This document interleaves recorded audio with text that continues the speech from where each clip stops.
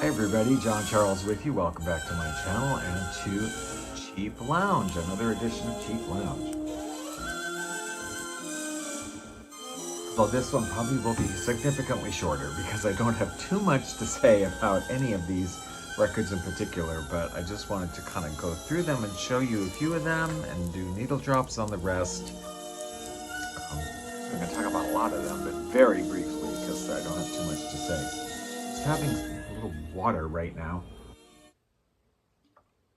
I did earlier today try something I haven't really tried before. I just picked up some of these Liquid Death. I was at Ross. Electrolyte drink mix. I just today learned, I know this stuff's kind of been around, but that as a diabetic type 2, it's actually good for me to drink electrolyte drinks. I had no idea. I didn't even know. So I just found that out. And this is very low sugar. I should look for something that have no sugar at all, but this is very low sugar. I picked up a couple packages of it. It's 12 packs with severed lime, mango chainsaw, and convicted melon.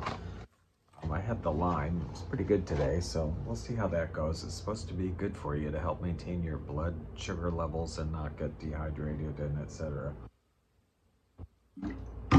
Anyway, you're here for Cheap Lounge, where we discuss records that I have uploaded to my hobby radio station, Moody Mood Music on Live 365, which is linked below.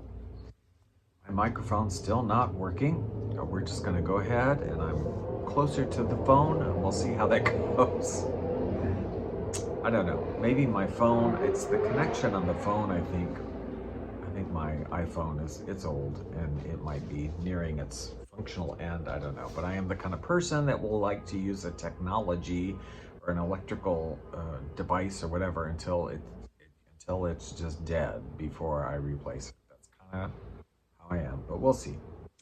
Anyway, first up today, a 1964 record on RCA Camden called The Girl from Ipanema and Other Hits by the Living Jazz. We've definitely talked about these guys before in this whole living series. There's living strings and living marimbas and living brass and one living percussion and living voices, and God only knows what else might be out there to find. But here, I just mentioned this one because it's very nice. The person responsible for it, other than Ethel Gabriel, the producer, is the arranger and conductor Phil Bodner, who was a well-known jazz saxophonist and did records under his own name. But he is kind of really the person responsible for this, doing the arranging and conducting on this one, which is a very nice sort of classic kind of bossa nova era jazz, right? I mean, it's very much, it's not like an exceptional recording where it's like so innovative or something. It's very much that sort of small jazz combo with some nice electric organ thrown in. Um, all the standards you would expect of a bossa nova kind of record at this period. Girl from Ipanema, One Note Samba, Desafinado, Gravy Waltz, Lullaby Birdland. Nice stuff. We like it. This one on Mercury Records is from 1961. I probably keep just mispronouncing this name, but Pete Rugolo, whatever, and his orchestra, who did a whole bunch of records, many of them on this label. Beautiful packaging on the Mercury records of this era with their gatefolds and bright colors and all kinds of crazy stuff. This one is called 10 Trombones Like Two Pianos. What does that even mean? I don't really even know. And after reading the liner notes, I'm listening to the album, I don't really even quite know. I don't know whether they mean 10 trombones really like two pianos, like it's 10 trombones going, oh, two pianos, we love you. Or is it like 10 trombones are being treated like two pianos? Because I think at this time, 61, Ferrante and Teicher was already kind of a thing, and the twin pianists and the twin piano sound was sort of happening everywhere, so There were imitation groups of Ferrante and Teicher, the twin piano sounds of whoever. Ronnie Aldridge comes to mind, but there were others. Um, and they were kind of somehow doing that because they break up there's a lot of information in here, like way more than most people probably ever read. Little diagram. They did break up five trombones, a piano, and a piano on each side, and did their thing. It's gimmicky, I think. Like Pete Rigolo, his music's enjoyable. He does some interesting stuff. This is kind of in that area to me where it's like, okay, you're kind of doing this to do it. Like it's something weird. It's not a full sound. I mean, as you can imagine, 10 trombones, literally, and 2 pianos, plus percussion. But it's not like really a full sound to me. It's a little bit limiting with that. And it's a little gimmicky, and I'm not going to say it's my favorite record. It's not one that I would sit down and go, oh, let's play that 10 trombones like 2 pianos. But it has moments, and we have uploaded some songs onto Moody Mood Music. It's enjoyable, but it's not something I would just really gravitate toward myself personally. Here's one from 1968. The Enoch Light Singers, Whoever You Are, I Love You. This is a special DJ record, this copy of it. Enoch Light did do many innovative, probably shouldn't talk when I'm showing it to you like that, did do many innovative recordings with his instrumental groups, that whole sort of ping pong percussion era. Continuing on, he did a lot of innovative stuff like that. This is the second of the Enoch Light Singers albums. I haven't heard the first one. I might have it in the stack somewhere, and I just haven't come across it yet. I don't remember. I don't think so, though. But I'm going to read you part of the liner notes because they're profound. I mean, they really tell you what he was trying to do here. It says, contemporary sound of music is so rich and varied. New ideas, new rhythms. This music reflects the new and vital facet of today's world. It requires interpreters. These 16 voices, 8 girls and 8 boys, that's what it says, were chosen and directed by Enoch Light for the specific purpose of capturing in ensemble form the instrumental and solo vocal styles that are used to project today's music. This is a vocal ensemble that must be capable of conveying the flavor of performers as varied as the Rascals, as Engelbert Humperdinck, and as far apart as Steppenwolf and Jeannie C. Riley. None of this can be done by following the standard practices of choral groups. It requires a complete rethinking of ensemble singing and a revolutionary approach to the accompaniment for that singing. Enoch Light introduces his singers, blah, blah, blah, and it goes on, without really saying what they did that was so innovative or whatever.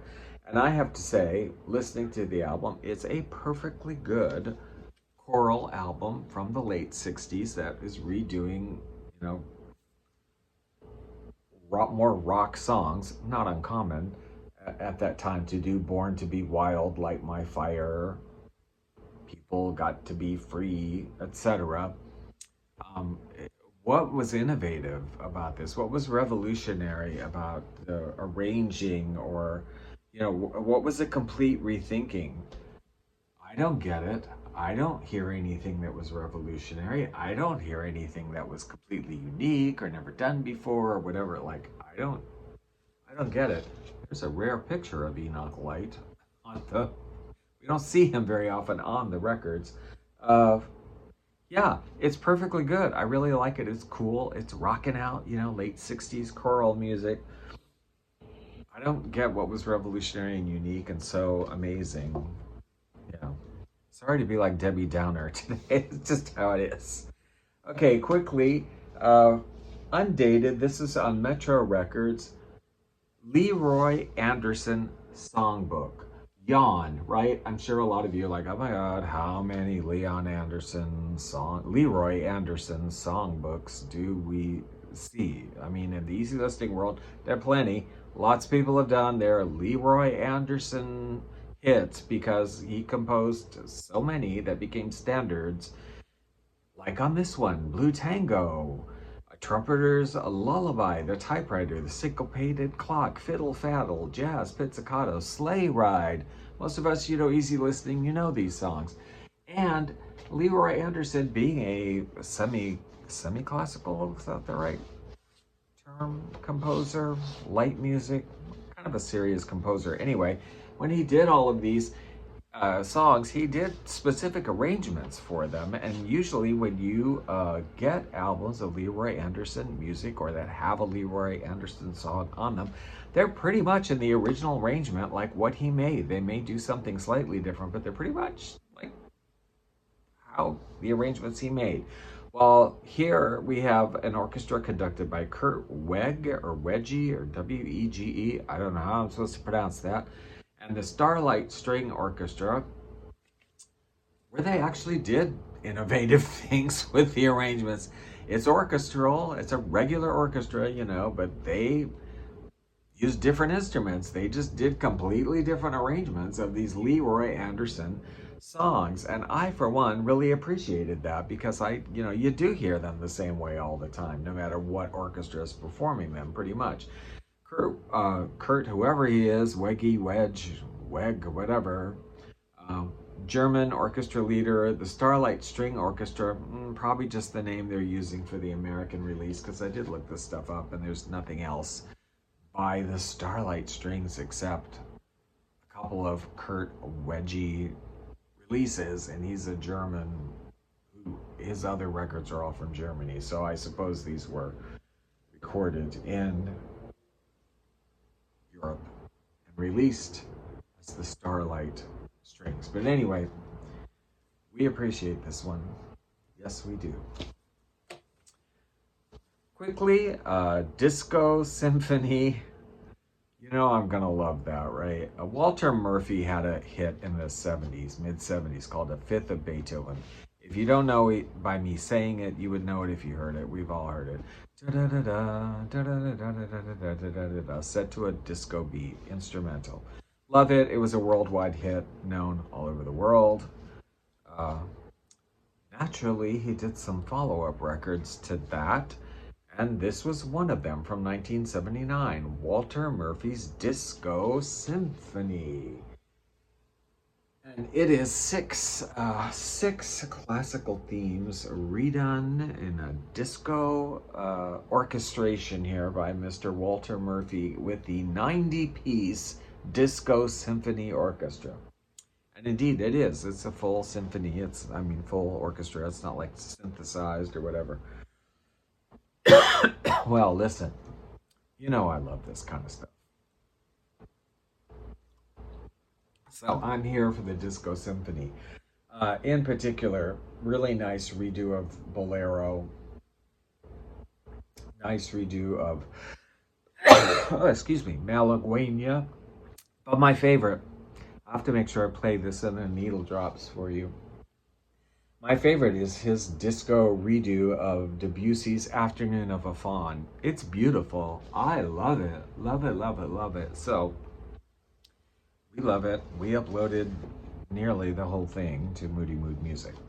And finally, I'm just going to mention a couple of budget ones really quickly. Saturday Night Date, spelled differently on the label. This is from Crown Records, but this is early Crown. Dean Lester Orchestra or Dean Lester and his Hollywood Recording Orchestra. It's different things on the label and on the cover, on the jacket. Anyway, I guess this is from the very earliest time of Crown Records when they had actually did have some sort of house orchestras or unique, if not house orchestras, unique recordings that they had earlier on. Because this is a full-on dance band, big band. And there's one other recording credited to Dean Lester from early Crown, also big band themes, big band music. And I have not heard these selections on other Crown records, later when they just would like reissue everything 3,000 times and change all the names. I've not heard these songs on those records, so I don't know. It is somewhat of a unique recording, I guess. Saturday Night Date, Dean Lester and his Hollywood Recording Orchestra, perfectly nice, big band dance music.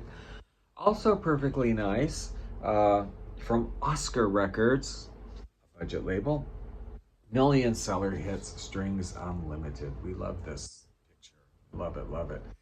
I only mention this because apparently it would appear, this is from Burbank, California, that Oscar Records was connected to, owned by Alshire Records, aka Somerset, whatever, that whole group. And apparently they say all of these Strings Unlimited records, of which there are quite a number, are all 101 strings music, just rehashed, sometimes changing the names. This one has Malibu Sun on it, which I know is a 101 strings song. I know it. You probably all know it if you'd heard it. It's quite common in the realm of easy listening, streaming, I think. But I don't know. I've had several Strings Unlimited albums, and I feel like, to me, there's one or two songs, usually on most of them, that I'm like, I've never come across this song on a 101 Strings album. Never. There's always one or two, and maybe it's just because I haven't. 1972, actually, this album came out, by the way. Maybe it's just I've never come across them. Yet those 101 strings recordings, but it seems like there's a couple that maybe they snuck in from somewhere else, because they probably had access to other libraries of some kind. Anyway, it's nice. It's 101 strings basically, but me, we love the budget stuff, and Strings Unlimited, it's so eleganza, extravaganza. Anyway, that's it for today. I hope you will stick around for the needle drops. We're going to listen to some needle drops from all of these, and some other records that I uploaded this week.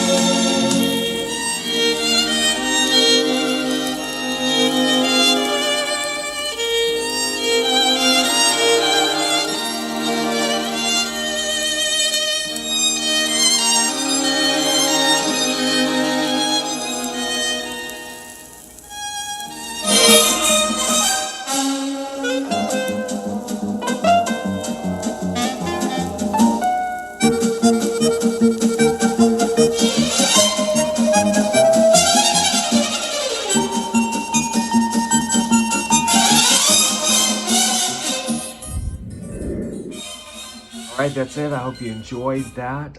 Please give the video a thumbs up if you did.